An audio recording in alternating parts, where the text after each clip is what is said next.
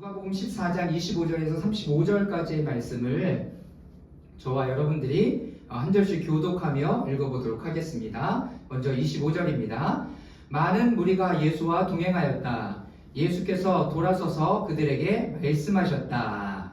누구든지 내게로 오는 사람은 자기 아버지나 어머니나 아내나 자식이나 형제나 자매뿐만 아니라 심지어 자기 목숨까지도 미워하지 않으면 내 제자가 될 수 없다.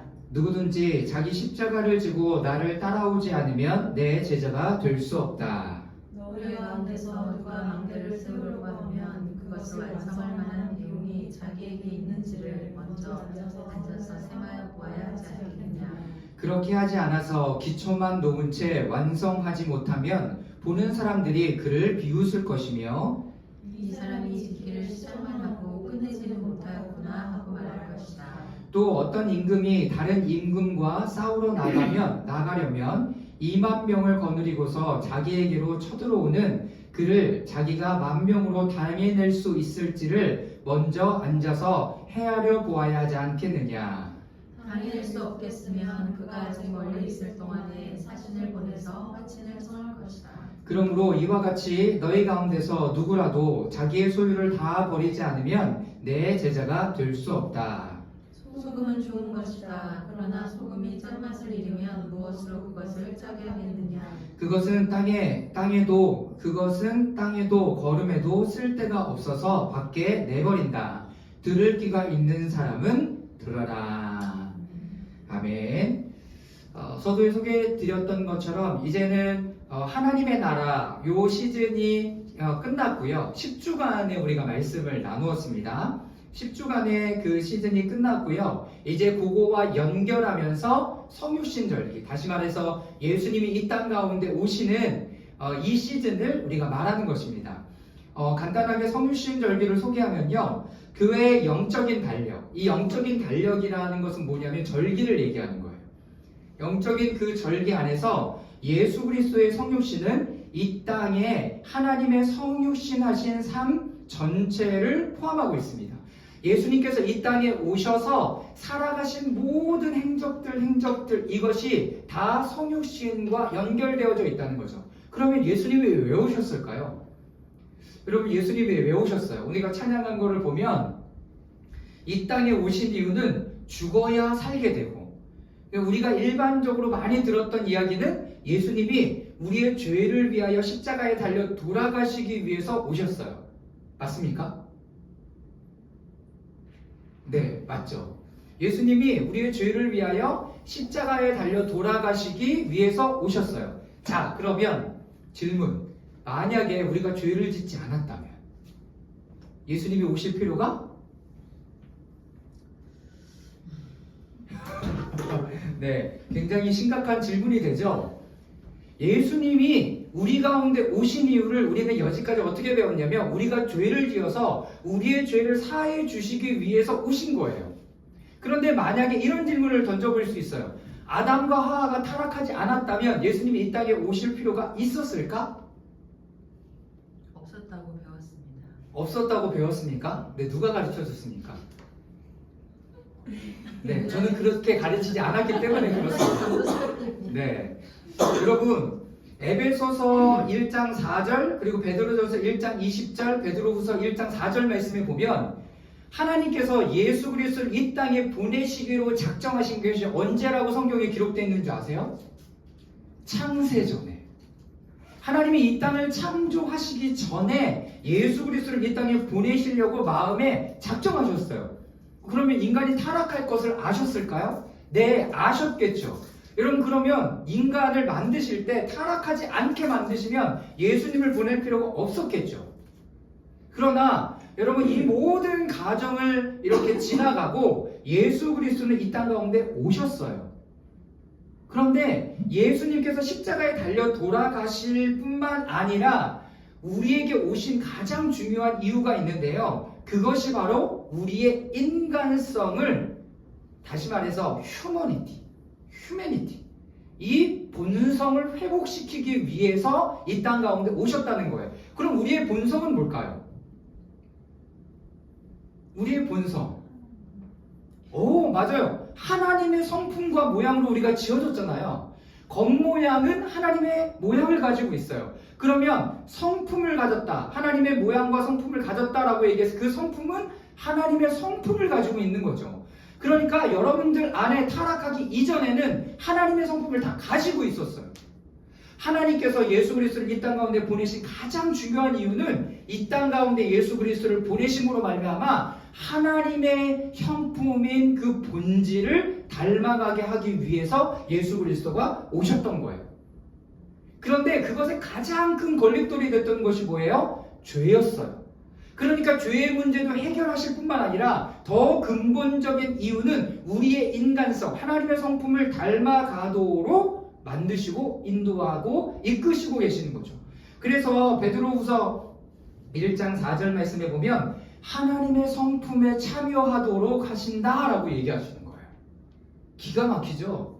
여러분, 예수 그리스도의 십자가 사건 그것뿐만 아니라 그 이전에 하나님의 계획은 뭐였다고요? 여러분 한 사람 한 사람이 하나님의 성품을 닮아가는 것을 원하셨다라는 거예요. 할렐루야. 여러분, 우리가 하나님의 성품을 그래서 배워야 됩니다. 그러니까 성경을 읽을 때 우리가 하나님 이런 사역하셨네, 이런 사역하셨네, 이러시네, 이게 아니라 이걸 뛰어넘어서 하나님이 이런 성품이시구나를 더 알아가는 것이 여러분들이 성경을 읽는데 더 유익합니다. 하나님이 이런 분이시구나, 고아와 과부를 돌보시는구나, 죽어가는 사람들의 모습을 보고 안타까워하시는구나, 그 사람을 살리시는구나, 여러분 그 모습을 보기를 원하시는 거죠. 그리고 우리가 이 세상에 살아갈 때 그런 동일한 마음을 가지면서 살기를 원하시는 거죠. 그래서 이 땅에 하나님의 성품을 닮은 여러분들을 통해서 이 땅이 변화되기를 주님은 간절히 원하셨던 거죠. 자, 거기에 말씀이 있는데요. 에베소서 1장 20절 말씀 우리 다 같이 한번 읽어보도록 하겠습니다. 베드로전서 1장 20절 하나님께서는 시작 하나님께서는 이 그리스도를 세상이 창조되기 전에 미리 아셨고 이 마지막 때에 여러분을 위해 나타내셨습니다. 자, 베드로후서 1장 4절 말씀 다 같이 읽겠습니다. 그는 이 영광과 시작 그는 이 영광과 덕으로 귀중하고 아주 위대한 약속들을 우리에게 주셨습니다. 그것은 이 약속들로 말미암아 여러분이 세상에서 정욕 때문에 포기한 사람이 되는 것이 아니라 하나님의 성품에 참여하는 사람이 되게 하시려는 것입니다. 네, 하나님의 성품에 참여하는 거예요. 우리가 하나님의 성품을 계속 닮아가는 거죠. 어디까지요? 여러분, 그리스도의 장성한 분량에 이를 때까지. 기가 막히는 거죠. 여러분, 그래서 우리가 맞이할 이 추수감사절 또 이 시간들을 보내면서 우리는 계속 하나님의 성품을, 하나님의 마음을 닮아가고 있는가를 계속 봐야 되는 거죠. 자, 우리가 보았던 예수님의 사역 방식은 무엇이었습니까? 우리가 오디너리 교회에서 지난달에 오디너리 교회에서 예수님께서 사역하는 방법을 우리가 보았습니다. 죽어있는 자들에게 예수님은 다가오셨어요. 찾아오셨죠. 뿐만 아니라 어떻게 하셨어요? 예수님께서 죽어있는 자에게 찾아오실 뿐만 아니라 손을 대세요. 들 것에 손을 대셨어요. 그리고 어떻게 하세요? 말하셨어요. 어떻게 보면 명령하셨어요. 어떻게? 청년아 일어나라 라고 말씀하셨죠. 그것이 누가복음 7장 11절에서 17절까지의 말씀이었어요. 예수님의 사역의 가장 중요한 부분 중에 하나는 찾아오시는 거예요. 다가오시는 거죠. 예수님은 우리에게 다가오세요. 너무나 재밌는 건 뭔지 아세요? 예수님께서는요, 이 땅 가운데 오실 때도 죽어있는, 그러니까 400년의 침묵의 기간이 있었어요. 이스라엘 백성들이 하나님 앞에 범죄하고 또 바벨론의 포로로 끌려가고 또 이 헬라 로마 시대가 그 시대를 점령할 때까지 하나님께서 400년 동안 말씀도 없으셨고 선지자를 보내지도 않으셨어요. 얼마나 목말랐을까요? 얼마나 갈급했을까요? 여러분, 그런데 그 상황 속에서 죽어가는 사람들, 그럼에도 불구하고 예수 그리스도 메시아를 기다렸던 사람들에게 어떻게 해요? 다가오시기 시작해요. 기가 막히죠. 여러분, 예수님의 방법은 우리에게 다가오시는 거예요. 다가오세요. 그리고 어떻게 하세요? 낮은 계층에 있는 사람들에게, 고아와 과부들에게, 힘든 사람들에게, 연약한 사람들에게 찾아가 주셔서 그들을 위로하실 뿐만 아니라 그들을 먹이시고 입히시고 고치시고 새롭게 하시고 자유케 하시는 거예요. 성육신의 사건은 인간성, 존재의 본질을 예수님께서 회복시키는 그 일들을 하시는 겁니다. 가장 중요한 거죠. 가장 중요한. 우리의 생각과 마음, 그리고 그리스도께서 우리 안에 형성될 수 있도록 우리의 속사람이 세워지고, 그래서 마치 그분에게서 그분께서 우리 안에 계시고 우리가 그분 안에 있는 것 같이 우리가 그분과 함께 참여자가 되시는 거죠. 여러분, 그러면 우리의 측면에서는 무엇을 준비해야 될까요? 우리의 측면. 대림절을 시작하고 요 시즌에 아기가 태어났어요. 그리고 또 요번 시즌에도 은유자매가 이제 아이를 출산할 거예요. 여러분 생각해 보세요. 이게 다 이제 엄마들도 이렇게 계시잖아요. 아이를 낳을 때 제일 먼저 우리들이 하는 건 뭐예요? 뭐 하셨어요? 아이를 내가 이제 출산하러 가야 되겠다. 그럼 뭐 하셨어요? 정리하셨어요. 무슨 정리하셨어요? 그쵸? 청소해야 돼요. 어느 청소를 해요? 집 청소해요. 누가 와야 되니까? 아기가 와야 되니까. 집 청소해야 돼요. 그리고 정리도 해놔야 돼요. 그리고 뭐 준비해야 돼요? 아이가 있을 공간을 준비해야 돼요. 우리가 예수 그리스도를 오시는 그 성탄절, 와 기쁘다. 내가 사랑하는 사람에게 선물 사주고 편지 써주고 이런 그런 역할을 하는 것도 너무나 중요하고 좋아요. 그런데 예수 그리스도가 우리에게 선물같이 오셨기 때문에 다른 사람에게도 선물을 주면서 예수 그리스도를 기억할 수 있게 해주는 거죠. 그런데 내 편에서, 내 내면 안에서 준비해야 될 것은 뭐냐면 내 마음 안에, 내 몸 안에 예수 그리스도를 받아들일 준비를 해야 돼요. 와, 크리스마스야. 야, 준비하자. 그러면서 천국 준비하고 성가대는 찬양 준비하고 다 생각나시죠? 옛날에 교회에서 했던 거? 그 준비도 물론 해야죠. 크리스마스 너무나 중요한 행사잖아요. 그런데 근본적으로는 우리의 내면 안에 그분을 받아들일 준비를 해야 돼요. 받아들일 준비. 예수님이 우리의 내면 안에 또 생명으로 찾아오신다면 나는 그분을 어디에 모실 수 있을까? 머리에만? 마음에만? 입에만? 예수님 오세요 얘기했는데 마음 준비가 하나도 안 돼 있어. 그래서 그 천국에 보면 그런 준비, 빈방이 있습니까? 기억나세요? 요즘은 너무 식상해서 그런 거 안 하잖아요. 빈방이 있습니까? 우리의 마음에 비어있는 방을 준비하고 정리를 해야 돼요. 그분을 받아들일 수 있는.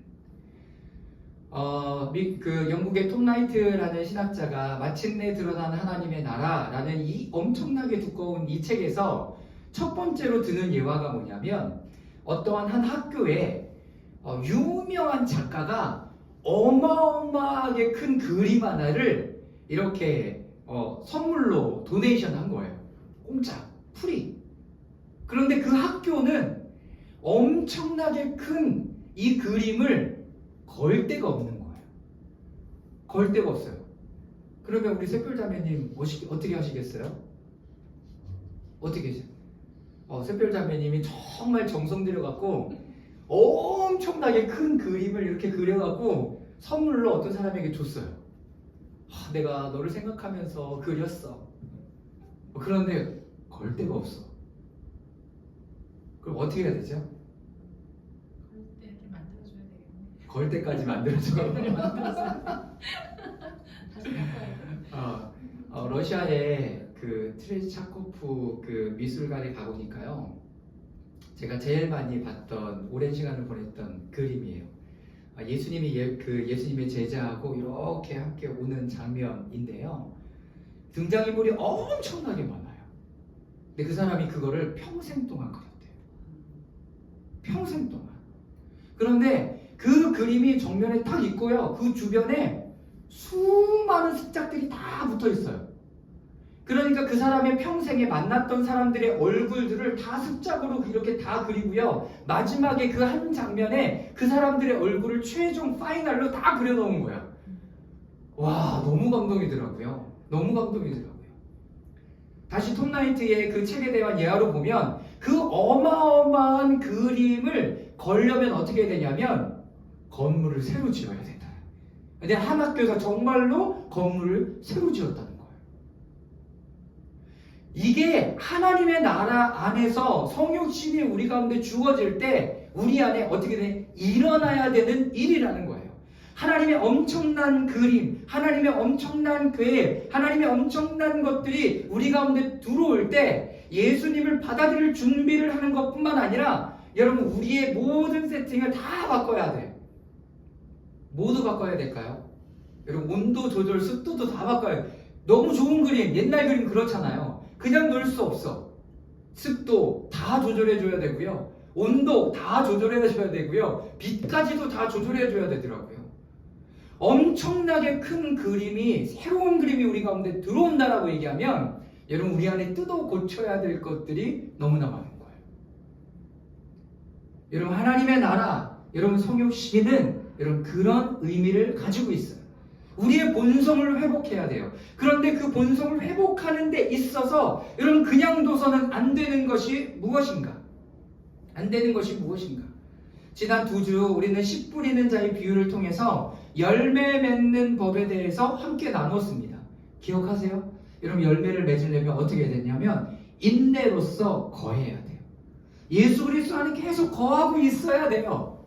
내가 불편할 수도 있죠. 왜? 예수님이 일하려고 하니까 뭘 뜯어 고쳐? 내 나쁜 승질머리를 뜯어 고치려고 하니까 너무나 힘들기도 해요.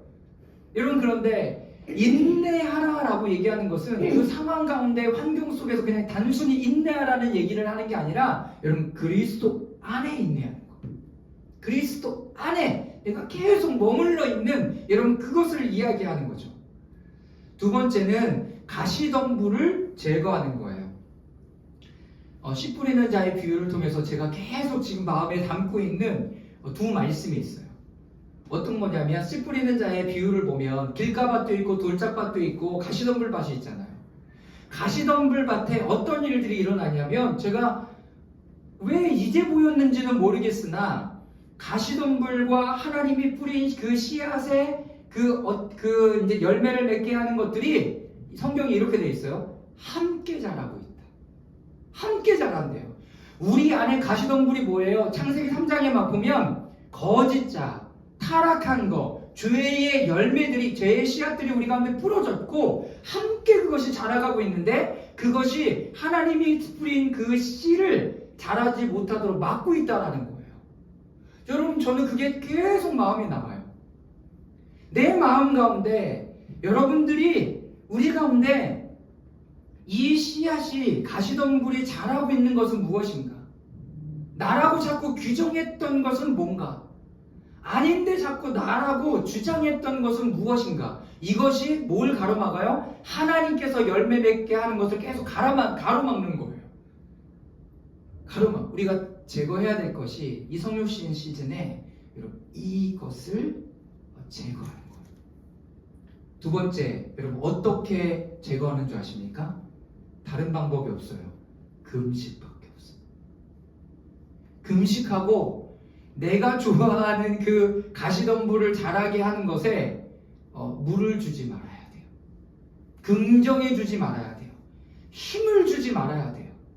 그래야 그 가시덤불은 죽어지고 하나님의 생명이 자라나도록 여러분 그 길을 열어갈 수가 있게 됩니다. 그래서 이 성육신 시즌을 시작할 때 가장 중요한 것은 뭐냐면 금식이에요. 우리 마음에 그것을 준비하는 것은 금식이에요.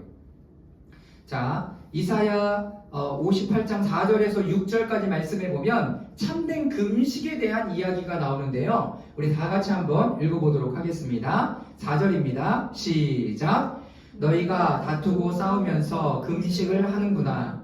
이렇게 못된 주먹질이나 하려고 금식을 하느냐. 너희 목소리를 저 높은 곳에 들리게 할 생각이라면 오늘 같은 이런 금식을 해서는 안 된다. 이것이 어찌 내가 기뻐하는 금식이겠느냐? 이것이 어찌 사람이 통회하며 괴로운 날이 되겠느냐? 머리를 갈대처럼 숙이고 굵은 배와 재를 깔고 앉는다고 해서 어찌 이것을 금식이라고 하겠으며 주님께서 너를 기쁘게 반기실 날이라고 할 수 있겠느냐? 내가 기뻐하는 금식은 부당한 결박을 풀어주는 것, 멍에의 줄을 끌어주는 것, 압제받는 사람을 놓아주는 것, 모든 멍에를 꺾어버리는 것, 바로 이런 것들이 아니냐. 하나님께서 이사야 선지자를 통해서 참된 금식에 대한 이야기를 하고 계세요. 그 참된 금식에 대한 건 뭐냐면 부당한 결박을 풀어주는 거.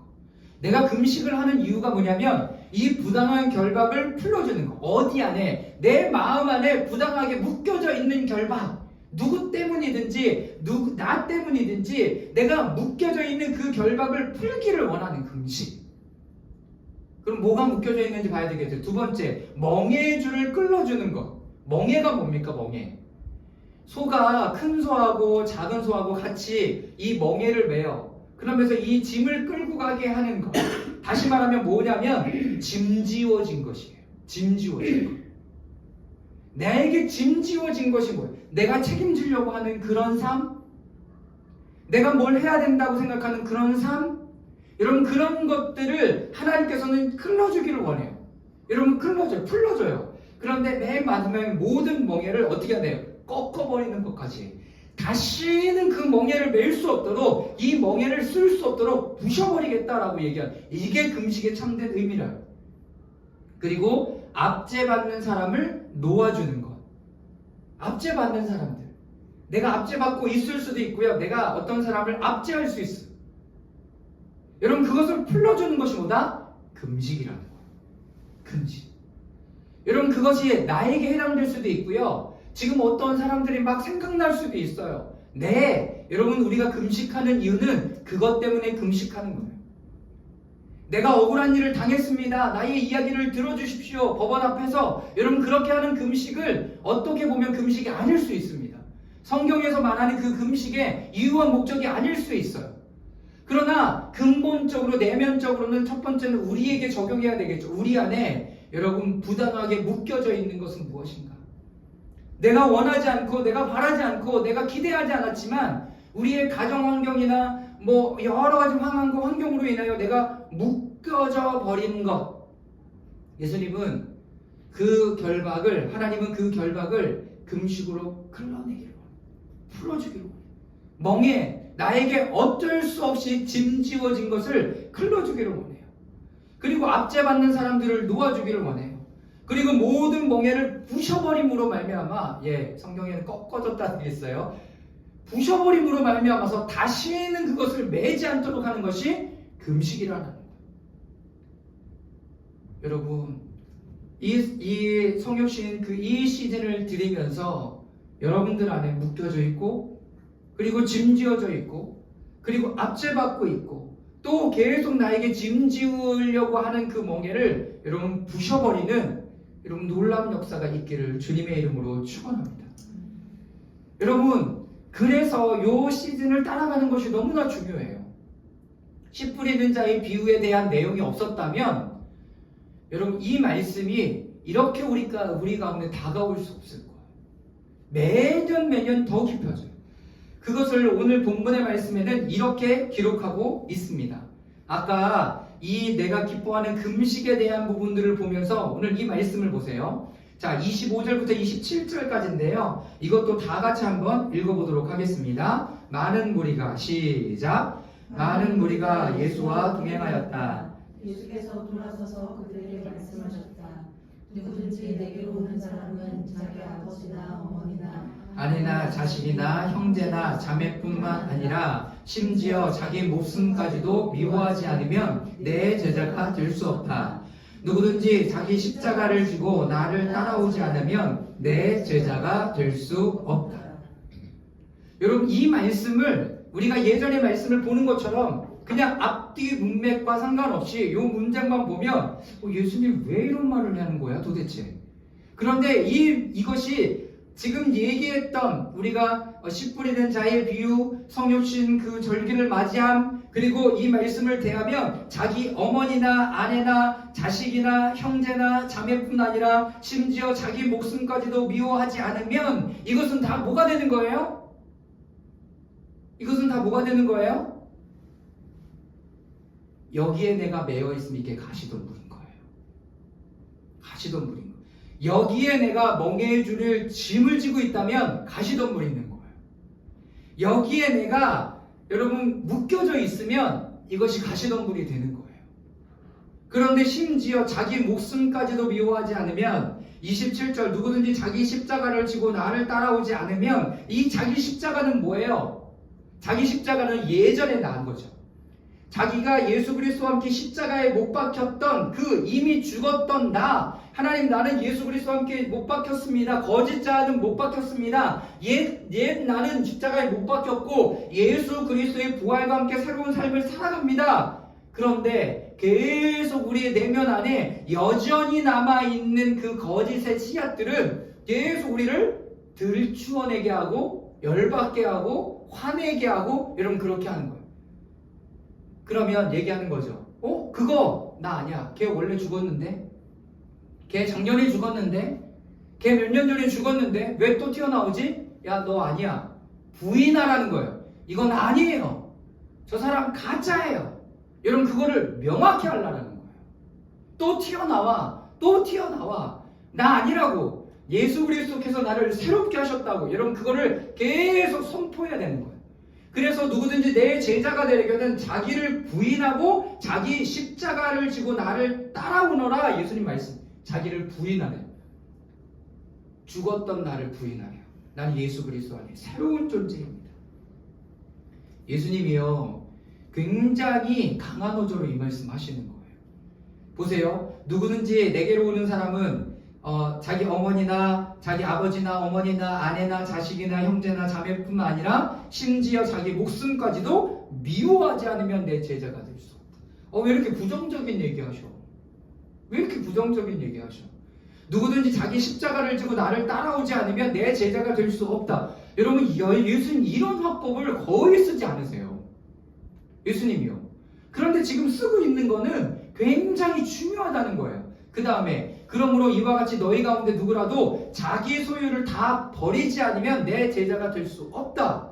소금은 좋은 것이다. 그러나 소금이 짠맛을 잃으면 그것은 땅에도 거름에도 쓸데가 없어 다만 밖에 내버린다. 들을 귀 있는 사람은 들어라. 그래서 여러분 이 시즌을 준비하고 받아들이는 여러분들에게 그리고 저에게 있어서 우리 공동체에 있어서 중요한 것은 비우는 거야. 뭘 비워요? 우리 안에 자꾸 자기 존재를 드러내려고 하는 그 거짓된 그리고 그림자 그리고 가면 쓴 나를 계속 어떻게 해요? 비워내는 작업을 해요. 누구를 받아들여요? 아기 예수님 받아들여요. 그 생명을 받아들이 내 본성을 어떻게 다시 새롭게 하는 그 대가가 여러분 필요해요. 필요해요. 예수님은 그 삶을 이미 또 우리에게 보여주셨어요. 자, 빌립보서 2장 5절에서부터 7절까지 말씀 또 함께 읽어보도록 하겠습니다. 여러분 안에 시작. 여러분 안에 이 마음을 품으십시오. 그것은 곧 그리스도 예수의 마음이기도 합니다. 그는 하나님의 모습을 지녔으나 하나님과 동등함을 당연하게 생각하지 않으시고 오히려 자기를 비워서 종의 모습을 취하시고 사람과 같이 되셨습니다. 그는 사람의 모양으로 나타나셔서 예수님은 사람의 모양으로 나타나셔서 어떻게 해요? 자기를 비우셨어요. 이미 예수님이 그의 삶을 통해서 그 모습을 보여주셨어요. 여러분 우리는 그 본을 따라가면 돼요. 여러분 그 본의 절정이 어디예요? 예수님이 십자가에 달려 돌아가시기 전에 겟세마네 동산에서 예수님 하나님 앞에 예수님이 겟세마네 동산에서 기도하세요. 여러분 뭐라고 기도하던가요? 하나님 할 수만 있으면 이 잔 지나가게 해달라고. 이게 예수님이 인간적인 본성이 튀어나오는 장면이에요. 나도 힘든 거, 나도 이것을 지기가 어렵고 힘들고 여러분 그런 거예요. 그런데 예수님 뭐라고 얘기하세요? 그러나 나의 뜻대로 하지 마시고 아버지의 뜻대로 하십시오. 여러분, 이것이 예수님이 자기를 내려놓는 장면이에요. 예수님이라 다 하셨잖아요. 십자가 지셨잖아요. 여러분, 그런데 예수님이 지극히 인간적인 면을 보여주시는 장면이 바로 여기에요. 본인도 어려우셨던 거죠. 본인도 힘드셨던 거예요. 그런데 우리를 위하여 여러분 그것을 포기한, 자기 뜻을 포기하는 거예요. 자기의 뜻. 사랑하는 여러분, 예수님은 어렵지 않았잖아요. 예수님은 배고픈 적 없잖아요. 예수님은 힘든 적 없잖아요. 예수님은 왕따 당한 적 없잖아요. 예수님은 수치 당한 적 없잖아요. 어떤 분이 그러더라고요. 예수님은 이런 수치 당해본 적 없잖아요.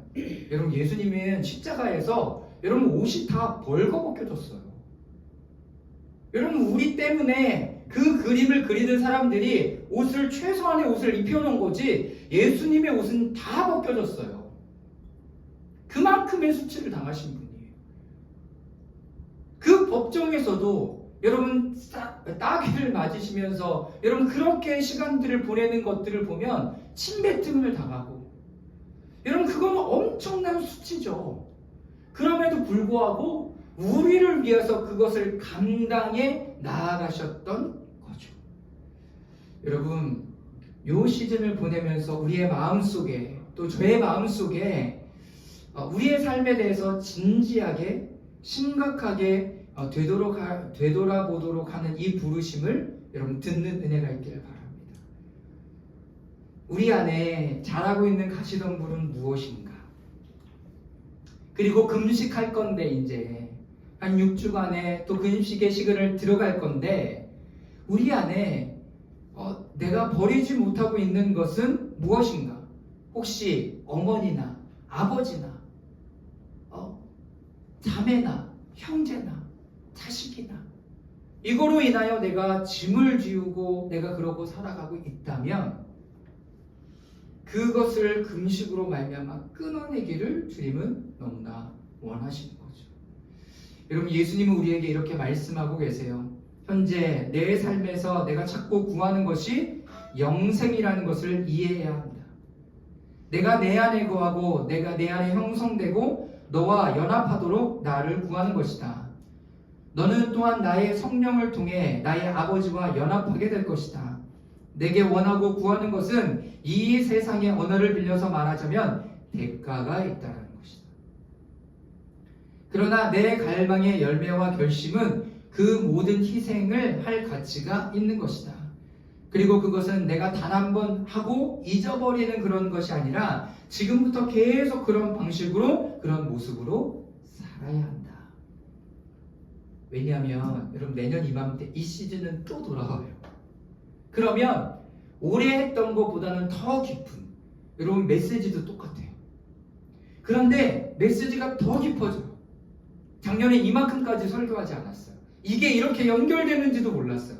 그런데 더 깊어져요.